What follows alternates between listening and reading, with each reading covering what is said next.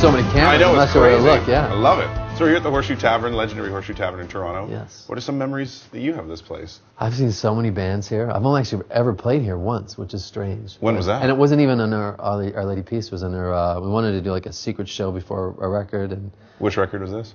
I think it was Spiritual Machines. And so we went under Belly Flop Communist. That's a name. I like that. Right, yeah. Should have kept that name. But yeah, so it was an amazing show, but I'm surprised we haven't played here more. I'd like to play here again. You know what's crazy is that the more bands I interview, the more people are taking Ray Kurzweil into songwriting. Like I'm seeing a lot of records, like Raw Raw Riot's new record is kind of influenced by his writings. Is it really? So many people are doing it, and you guys were like the first. That's really cool. That Yeah, we started it all. No, I mean, you know what? He's such a, and he's become more popular over the years too. Mm-hmm. He's, you know, his, I don't know if you saw the last documentary on, yeah. Transcendent Man. Is that what it's called? Yeah. Yeah.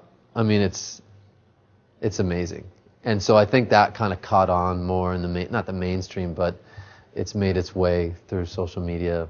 You know, people hipping each other to it. So. He's an incredible man. It's starting to happen. What you guys were writing about 15 years ago, that record is starting a little bit. I know. Well, even you with the phone in your pocket, you can talk to it. So you got a record, a very horny cinematic record. I know horny is not the right word. I just wanted to use it because there's horns all over the place. There is, yeah. Yeah, I like the word cinematic to me is big because it was, especially the song Montreal. It was written like 4 years ago. Kind of sat around. Wasn't sold on it until I finally put that horn line on it. And it reminded me of, I'm a huge Ennio Morricone fan, who does all this, I mean, he's a famous Italian composer and film score guru. He did all the spaghetti westerns, like, back in the day. And I hated westerns, but there was something about the music I liked, you know? And I think what it was, it always made you, it's like this landscapey kind of, it took you away, you know? It was real escapism through some of his kind of muted horn lines and stuff that he used. So when I finally got the idea to try a horn line in kind of the Ennio vein, I was sold. I was like, okay, now I'm happy with this song. Are you playing the horns on keyboards or whatnot? Like, or do you have a horn section come in? Yeah, no. I had a horn guy. Okay. Yeah. Well, because I remember last time when we spoke, I wrote an article about Raine last summer, I guess, when you put out the EPs. And I was telling you that I do everything myself. That's what you're saying. No, you're saying that basically everything starts with program beats and you kind of improvise over it. Yeah. I mean, on those tracks that we were talking about, the Pachamama EPs, yeah, those were more, you know, they're done a little bit quicker and the majority of the stuff is done by me. On these songs, I really kind of sent stuff out to different people to get, just to kind of get their, this one horn guy in LA, he's just a madman, and he prefers to work on his own without you kind of directing him, you know, and I love that because he's just crazy, and he sent me, I think for Montreal, 40 tracks of horns, and I'm like, what? Like, that's Have insane. fun mixing that, yeah. So I had to go. It took literally 2 days just to go through everything and pick the things that I liked. But and then on another song, Rising Tide, he did the same thing. And it's like there was so much brilliance, but you know, I would have had to write 3 other songs to use it all. And I kind of let stuff like that go. It was exciting to get. I felt like, you know, a little kid at Christmas when, you know, it'd send me the files and I'd download them, and all of a sudden it's like, because it has the ability to really transform a song. Sure. So it was exciting. So how did these songs come about? You're saying it was kind of different than the EPs from last year. So were they not done at around the same time? Some of them were. I think the EP for me was a good way of like cleansing, you know, getting rid of stuff that I thought, okay, I wanted We All Get Lighter to have this kind of somewhat lyrical theme, even though some of the sonically there's different things going on. But so that helped, you know, and I think over the course of the 4 years making this, that's what, you know, and it all started from this inscription that John Giorno, an incredible beat poet, we performed together one night at a spoken word event and hung out backstage afterwards. He signed my book and he said, "Everyone Gets Lighter." And it's a poem that he wrote.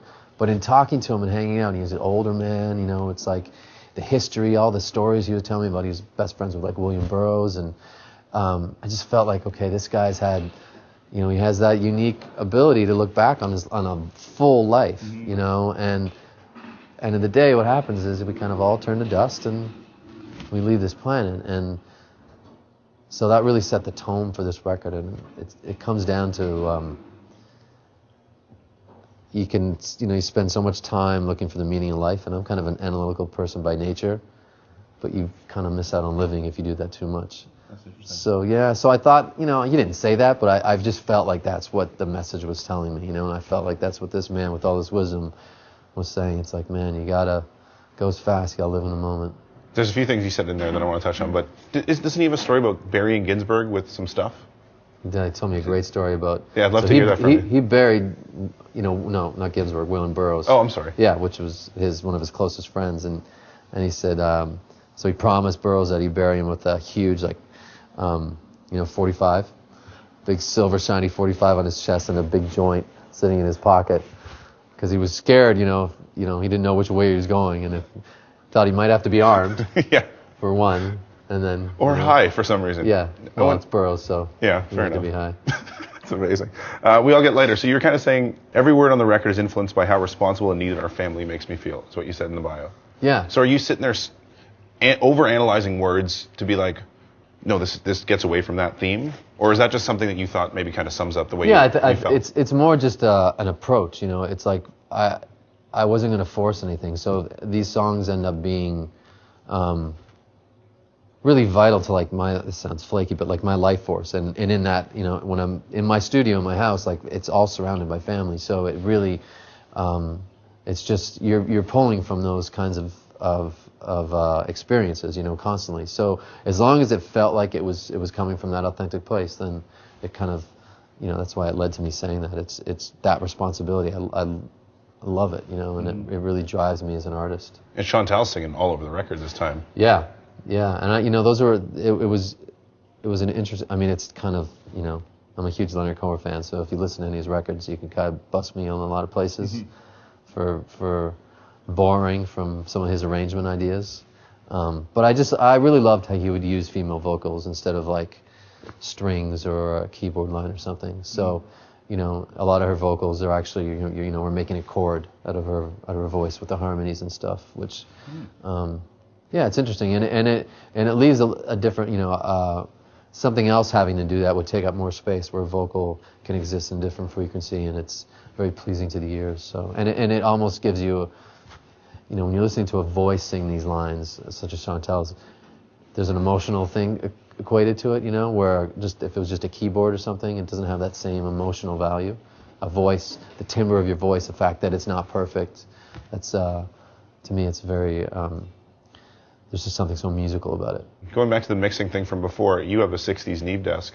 I do. Dave Grohl just put out this documentary on the Neve boards, I've worked basically. On that. I've worked on that console, yeah. So how different is your board? That board has now become famous again. The thing about that console that Grohl bought, it's one of the few Neves, the mixing side of it, the direct outs are, I have friends that have just, you've been sitting in the studio recording a band, and then you can kind of do a mix through this one, the mixing section, and that section sounds so good that they would think it'd be a rough mix, okay, well, just something to take home over the weekend and listen to, and then they go to another studio someday and try to mix it properly, spend the time, all the gear in the world, everything, and you can't beat what that sounded like, so they end up using those as the records.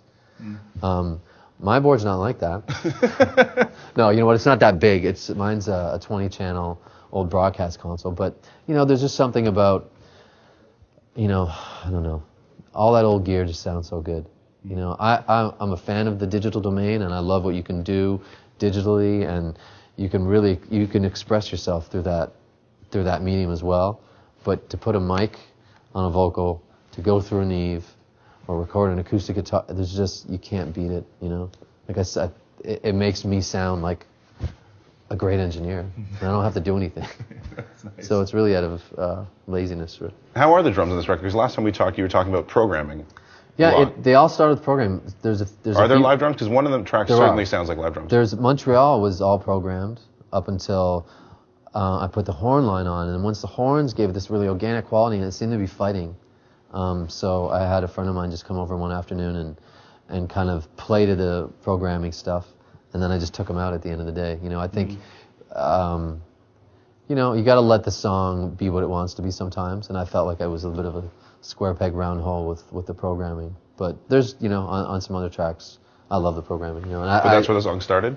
for this stuff too? They all do, yeah. They all kind of start with basically a vocal melody and some, I just program a rough beat, and then add an acoustic guitar and see if it speaks to me. And I have probably 30 or 40 of those songs still hanging around that just, maybe some of them will end up working, but I just love that format. There's something, I love my voice, acoustic, and a beat, like a programmed beat. And, it's what I add after the fact, is like an experiment. But as long as the crux of it works like that, I'm happy. Why Montreal, out of all the cities in the world? I wrote that song a long time ago. It was we were coming in from, Our Lady Peace was on tour, we were on our bus, and I had my computer with me. I had just woken up, we were pulling into to Montreal, and my computer died. And, died. And I had everything on it, all my songs and all my ideas and lyrics and stuff, and I was like, oh my God. So they dropped me off at the Mac store in Montreal, and I was sitting there waiting. It was freezing. And I take it in, and the guy says, this is serious. It's going to take me like 4 or 5 hours to fix. Can you come back? I was like, sure. So I ended up walking around Montreal for like 4 or 5 hours. It's a beautiful sunny day, but it was freezing cold. And, I ended up in old Montreal, and it's so beautiful there, but then that wind and it's such a great juxtaposition, and I've always romanticized about that city because we kind of started there, and Our Lady Peace. Really? Our Lady Peace used to go there. This is why we didn't play the Horseshoe. We used to go to Montreal every weekend and play shows. A friend of ours worked for a promoter there, Donald K. Donald, so he would book us in these crappy little places, but it was we could play. We could do play Friday, Saturday, Sunday, and not be at home asking our friends to come out every time. So, yeah, we kind of feel like that's a second home to us, and yeah, I just love that city. Is there going to be there must be a real video coming soon? Yeah. Max has directed it. I'm supposed to get a cut a couple days, so we'll see. Cool. So the video, and then I assume some tour dates will be announced shortly? Yeah, we did the video a couple weekends ago here in Toronto, but the day before we shot basically we recorded a live record and shot a live performance at Victoria Chapel at U of T. So it's amazing. I already have a live record and a live performance. I haven't even toured yet. Yeah. It's cool. Are you going to tour with the horn section? You almost need to tour with a horn player or something. I think so. I mean, I've been performing. I don't get so tied to, maybe because it's my, I don't have to answer anybody else. But I've been doing some stuff acoustically over the last couple days, and a friend of mine, Karen Graves, has been playing violin, and we do Montreal, and she does it on the violin. So it's I think, I think they can kind of morph that way, and I like doing that. I'm kind of it doesn't need to sound like the record to me. Right. I mean, fans might hate me for it, but it's too damn bad. It's the Bob Dylan school. I just do what I want on stage. Morrison, you will like man, it. I just turn around. Yeah, just back to I saw him do that actually once. Did you? Yeah, very annoying. Oh my God. So when are you going to tour? Do you have an idea of when we'll see you? I don't. I mean, we're talking about May, so we're just looking at spring. some stuff. Yeah. Cool. Yeah. Awesome. Before I let you go, 5 quick questions, 1 word answers. Road or studio? We've done this before. We'll do it again. It's tough. Road. Lennon or McCartney? Lennon. When you hear a song, what usually hits you first? Lyrics, melody, or rhythm? Probably rhythms these days for sure. Cool. Song you've written you're most proud of? How to Kill a Man. The opening track on the record. Mm-hmm. Is that why it opens it? Yeah. Okay. Good stamp. Listen. Yeah. In one word. I like this. In one word. Yeah. Raine Maida. Contradiction.